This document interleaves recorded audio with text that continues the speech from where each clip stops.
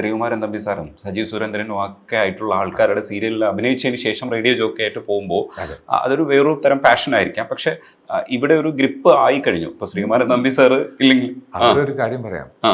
നമ്മുടെ നാട്ടില് ഭാര്യ വീട് വിട്ട് ഇറങ്ങിക്കഴിഞ്ഞാൽ ഒരു സംസാരമുണ്ട്. അതായത് ഇതേപോലെ കസേരയായിരിക്കും, ഗസ്റ്റ് വരും, വന്നിട്ട് താടിയിൽ കൈവയ്ക്കും. കഷ്ടം, നിങ്ങളുടെ മകൻ്റെ ഭാര്യ ഓടിപ്പോയില്ലേ. ഇത് ചോദിക്കുമ്പോൾ ഒരു അമ്മയുടെ മനസ്സ് എത്ര നോവുമെന്ന് എനിക്കറിയാം. ഇങ്ങനെ ചോദിച്ച എനിക്ക് വേണ്ടപ്പെട്ടവരും വേണ്ടപ്പെടാത്തവരും പല ആൾക്കാരും വന്ന് ചോദിക്കുന്നത് കേട്ടപ്പോൾ ഈ നാട്ടിൽ ഞാൻ നിൽക്കുകയാണെങ്കിൽ എൻ്റെ അമ്മ വിഷമിക്കുമെന്ന് എനിക്കറിയാം. അങ്ങനെ നാട് വിടാൻ എടുക്കുന്ന ഡിസിഷന് തൊട്ട് മുന്നേ എനിക്ക് 2 ഓപ്ഷൻ. ഒന്ന്, ശ്യാമ സാറിനെ കണ്ട് അമൃത ടി വിയിൽ പ്രൊഡ്യൂസർ ആവാൻ വേണ്ടിയിട്ടുള്ള എല്ലാ കാര്യങ്ങളും കഴിഞ്ഞു. I would have become a producer at Amrita TV. ആ ഇൻ്റർവ്യൂ അന്ന് അമൃത തുടങ്ങിയിട്ടില്ല. അതേസമയം എനിക്കൊരു കോള് വരുന്നു. അജിത് മേനൻ വിളിച്ചിട്ട് പറഞ്ഞു, ഇങ്ങനെ ഹിറ്റ് എഫ്എമ്മിൽ ജോബായിട്ട് ജോയിൻ ചെയ്യാം ദുബായിൽ. ഈ 2 ഓപ്ഷനിൽ ഞാൻ ഈ നാട്ടിൽ നിന്ന് ഞാൻ പ്രൊഡ്യൂസറായിട്ട് അമൃത ടി വിയിൽ വർക്ക് ചെയ്യുകയാണെന്നുണ്ടെങ്കിൽ ഈ താടി കൈവയ്ക്കലും ഇതേ ഡയലോഗും കണ്ടിന്യൂ ചെയ്യും. എൻ്റെ അമ്മയെ വിഷമിക്കാൻ എനിക്ക് താല്പര്യമില്ല. ഞാൻ പറഞ്ഞു ഞാൻ റേഡിയോയിലേക്ക് പോവാണ്. അച്ഛൻ പറഞ്ഞു, നീ എഞ്ചിനീയർ അല്ലേ, നീ എഞ്ചിനീയറിങ് ചെയ്തുകൂടെ, നീ പോകണ്ട എന്ന് തന്നെ പറഞ്ഞു. മീഡിയ ആണ്, ഇതൊന്നും ശരിയാവില്ല. ഞാൻ പറഞ്ഞു എനിക്ക് 3 വർഷം സമയം തരും. ഈ 3 വർഷത്തിൽ ഞാൻ പ്രൂവ് ചെയ്തില്ല എന്നുണ്ടെങ്കിൽ ഐ കം ബാക്ക്. പക്ഷെ ഞാൻ പ്രൂവ് ചെയ്താൽ I left the sentence open. 3 വർഷത്തിനകം ഞാൻ വർക്ക് ചെയ്ത സ്റ്റേഷൻ കാരണം വേറെ സ്റ്റേഷൻ അടച്ചുപൂട്ടി. We became the top station. I became the best male job award കിട്ടി, ബെസ്റ്റ് ഷോ. ആൻഡ് പോപ്പുലാരിറ്റി എന്ന് മാത്രമല്ല, എനിക്കൊരു ഐഡൻറ്റിറ്റി ക്രിയേറ്റ് ചെയ്തു തന്നു. അന്ന് അത്രയും കാലം കൃഷ്ണൻ AV എന്ന് എൻ്റെ ഫ്രണ്ട്സ് അറിഞ്ഞിരുന്ന കൃഷ്ണൻ ക്രിസ് എന്നൊരു റേഡിയോ ജോക്കായിട്ട് മാറി. ക്രിസ് അയ്യർ എന്നായിരുന്നു ആദ്യം ആക്കിയത്. ക്രിസ് ആയിരുന്നു. പിന്നെ തമിഴ് റേഡിയോ സ്റ്റേഷനിൽ വന്നപ്പം ആ ഒരു ഐഡൻറ്റിറ്റി ക്രിസ് അയ്യറായി. ബട്ട് സം ഹൗ എനിക്ക് what I can do for my family, എനിക്ക് എൻ്റെ അച്ഛൻ്റെ പേര് കൂടെ ചേർക്കാം. ഞാനൊരു ജാതിപ്പേരിന് അറിയപ്പെടുന്നതിനേക്കാളും ക്രിസ് വേണുഗോപാൽ എന്ന പേര്, ഇന്ന് പല ആൾക്കാർ എന്നെ വേണുവേട്ടാന്ന് വിളിക്കുന്നത് അച്ഛന് കിട്ടുന്ന റെസ്പെക്റ്റാണ്. അത് ഞാൻ വേണ്ടാന്ന് വെക്കില്ല.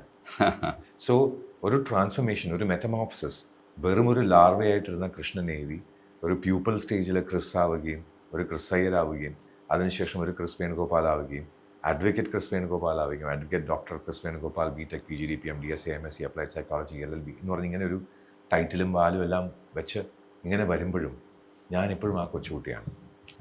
I still have those needs. എന്നെ സ്നേഹിക്കണം എന്ന് എൻ്റെ കുഞ്ഞുമോക്കറിയാം, എന്നെ എങ്ങനെ സ്നേഹിക്കണം എന്നറിയാം. ബിക്കോസ് ചില സമയത്ത് I behave like a child. എൻ്റെ അമ്മയ്ക്കറിയാം. സോ എന്തൊക്കെ വന്നാലും we just remain the same. Mark Manson പറഞ്ഞതുപോലെ success does not change you at all, nor does failure. ഞാൻ തോറ്റാലും ജയിച്ചാലും ഞാൻ ഇതേ ആൾ തന്നെയാണ്. എന്നെ ഇന്നും എൻ്റെ ഫ്രണ്ട്സ് AV എന്ന് വിളിച്ചാലും കൃഷ്ണ എന്ന് വിളിച്ചാലും ക്രിസ് എന്ന് വിളിച്ചാലും ക്രിസ് അയ്യരെന്ന് വിളിച്ചാലും വേണുവേട്ടാന്ന് വിളിച്ചാലും ഞാൻ അതേ ആൾ തന്നെയാണ്. I still remain the same. May be the change is in the mind set or the perspective. ഇത്രയും ലൈഫ് കണ്ട് പല അനുഭവങ്ങളും വന്നതിന് ശേഷം ട്രാൻസ്ഫർമേഷൻ ആയിരിക്കാം. That I don't know. അതുകൊണ്ട് കുഞ്ഞുമോക്ക് എന്താ വേണ്ടതെന്നുള്ളത്, ലൈക്ക് വാട്ട് ഷീ നീഡ്സ്, പലപ്പോഴും she doesn't need to tell me. എനിക്ക് ആ മുഖം കാണുമ്പോൾ അറിയാം, നമ്മളത് മനസ്സിലാക്കിയെടുക്കും. ബിക്കോസ് അതെല്ലാം കിട്ടാതെ പോയ നിമിഷങ്ങൾ എനിക്കുണ്ടായിരുന്നു. അത്രേ ആവശ്യമുള്ളൂ. അതെ, നമുക്ക് കിട്ടാതെ പോകുന്ന ചില സാധനങ്ങൾ നമ്മൾ മറ്റുള്ളവർക്ക് കൊടുക്കാൻ ശ്രമിക്കും. അതേപോലെ തന്നെ ഈ ഒഴുക്കുള്ള ശബ്ദമില്ലേ, ആകർഷിക്കപ്പെടുന്ന ഘടകങ്ങളാണ്.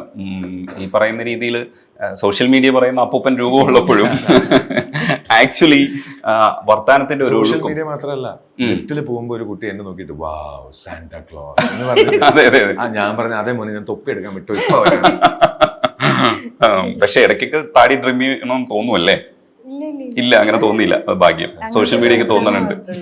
മോളും പറയും അപ്പാന്റെ താടി ഒരിക്കലും കളയില്ല, അല്ല താടി കളയാൻ പാടില്ല, മോഡൽ ലുക്കാണ്, ജസ്റ്റ് ഒന്ന് കട്ട് ചെയ്യണമെന്നാണ് സോഷ്യൽ മീഡിയ പറഞ്ഞത്. അത് നമുക്ക് ചുമ്മാ കണ്ട് പറഞ്ഞത് ഇങ്ങനെ കട്ട് ചെയ്താലോ വെറുതെ എന്താ പറയുന്നൊക്കെ.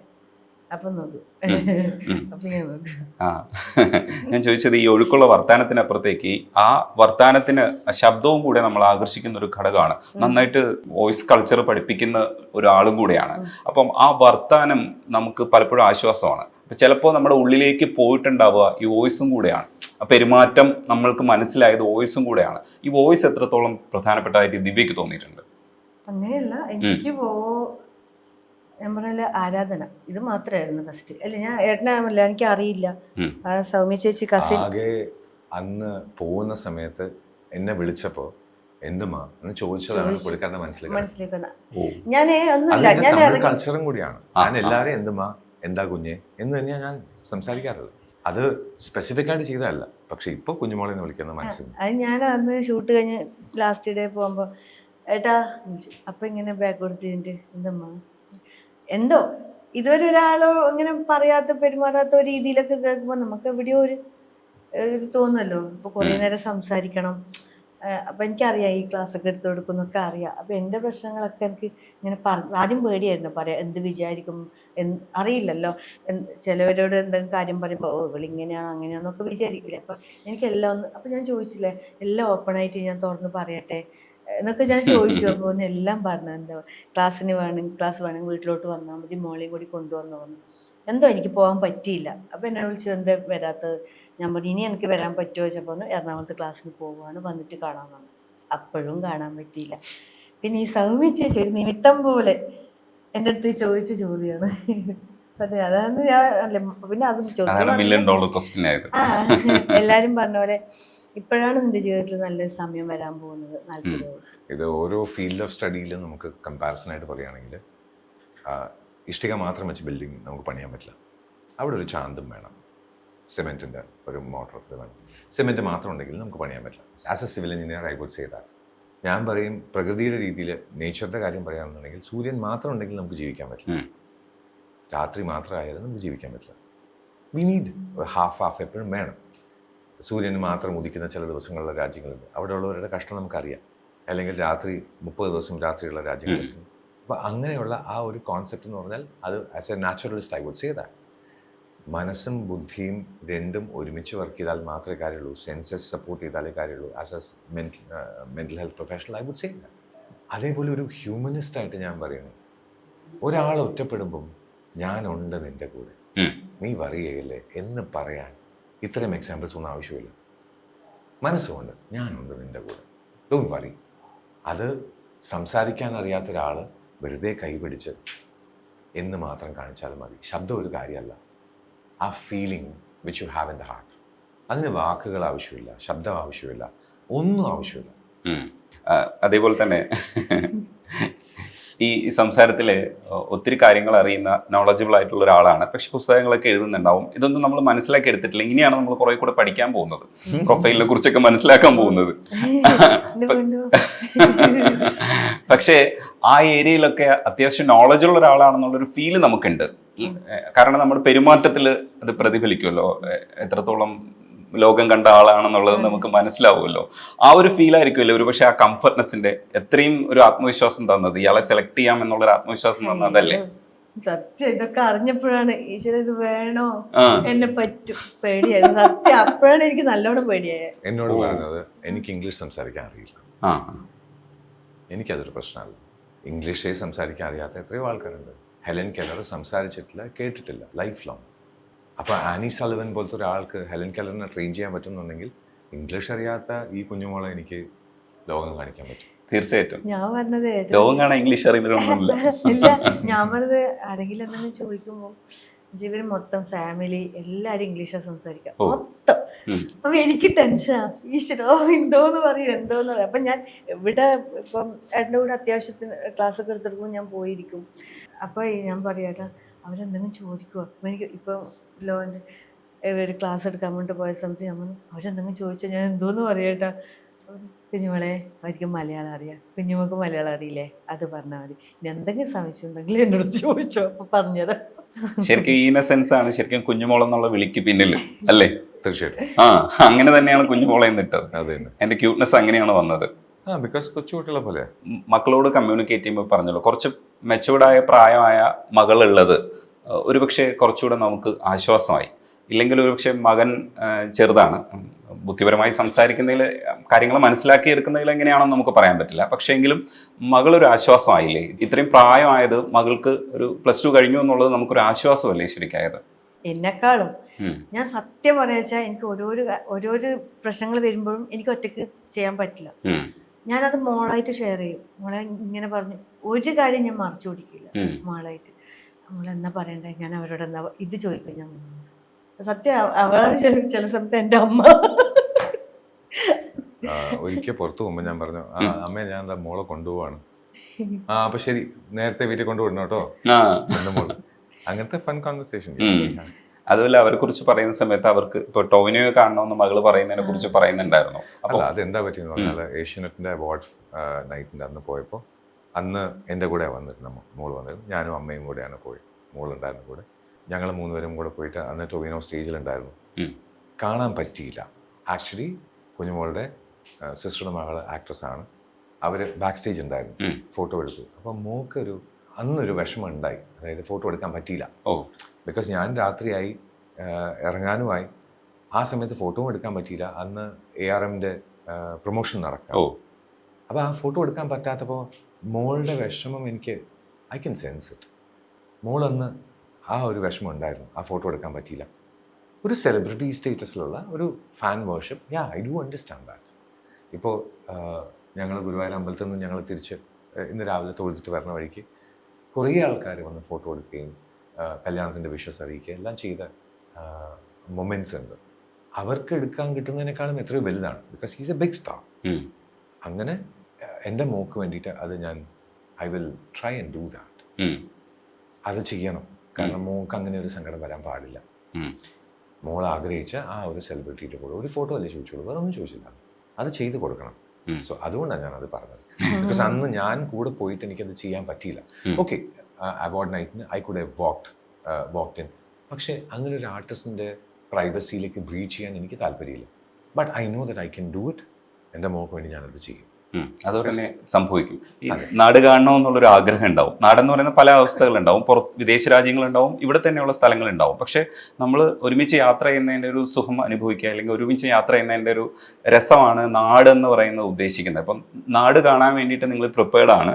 പക്ഷെ ഉത്തരവാദിത്തങ്ങൾ ഒരുപാടുള്ള ജോലികളാണ് രണ്ടുപേർക്കും. നാട് എങ്ങനെയാണ് കാണാൻ ഉദ്ദേശിക്കുന്നത്? കല്യാണത്തിന് മുന്നത്തെ ദിവസം ഞങ്ങൾ ഒരു ക്ഷേത്രം, മുണ്ടക്കയത്തിലുള്ള ഒരു ക്ഷേത്രം, വള്ളിയങ്കാവ് ക്ഷേത്രം.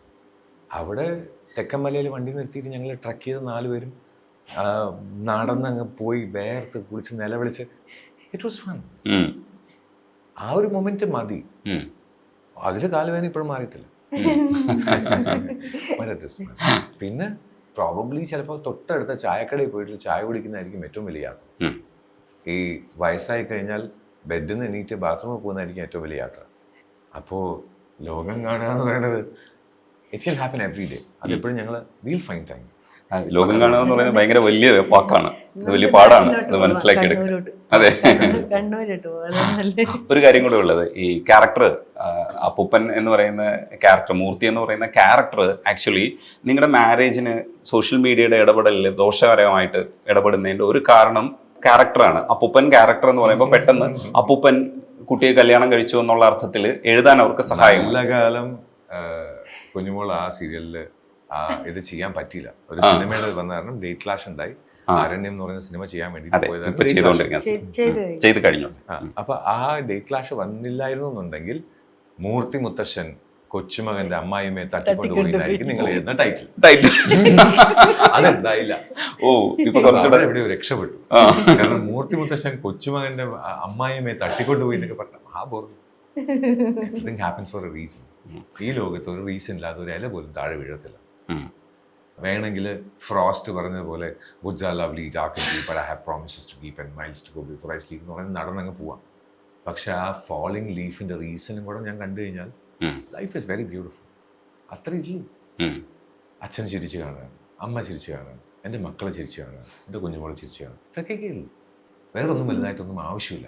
അതെ, പ്രൊഫഷണലി ഒരു കാര്യം കൂടെ ഞാൻ ചോദിച്ചോട്ടെ. ഇപ്പം മലബാർ ഗോൾഡും ക്ലബ് എഫും ഈ പറയുന്ന നമ്മുടെ സ്ഫടികം റിലീസും ഒക്കെ നമുക്ക് പ്രത്യക്ഷത്തിൽ അറിയാവുന്നതാണ്. പക്ഷെ 4000-ലധികം ആഡ്സ് ചെയ്തിട്ടുണ്ടെന്നാണ്. 22,000 അത്രയും ആഡ്സിന്റെ 22,000 കമേഴ്ഷ്യൽസ്. അത് ബെയർ മിനിമം കാൽക്കുലേഷൻ ആണ്. അതൊക്കെ ക്രോസ് ചെയ്ത് കാലം കുറേ ആയി. വേറെ ലെവൽ. ഇത് വളരെ സിമ്പിൾ ആണ്. ഞാൻ എല്ലാവർക്കും ചോദിക്കുന്ന ഒരു കാര്യം, ഒരു ദിവസം 15 മിനിറ്റ് ഉണ്ടോ? ഉണ്ടാവും. ഈ 15 മിനിറ്റിൽ ഒരു പേജ് എഴുതാമല്ലോ. ആസ് എ റൈറ്റിംഗ് കോച്ച് ഞാനത് പറയുന്ന ഒരു കാര്യമാണ്. ഈ 15 മിനിറ്റിൽ ഒരു പേജ് നിങ്ങളുടെ ലൈഫിൽ ഇന്ന് നടന്ന ഒരു യുണീക്ക് ഇൻസിഡൻറ്റ് ഇത്ര മാത്രമേ എഴുതാവൂ.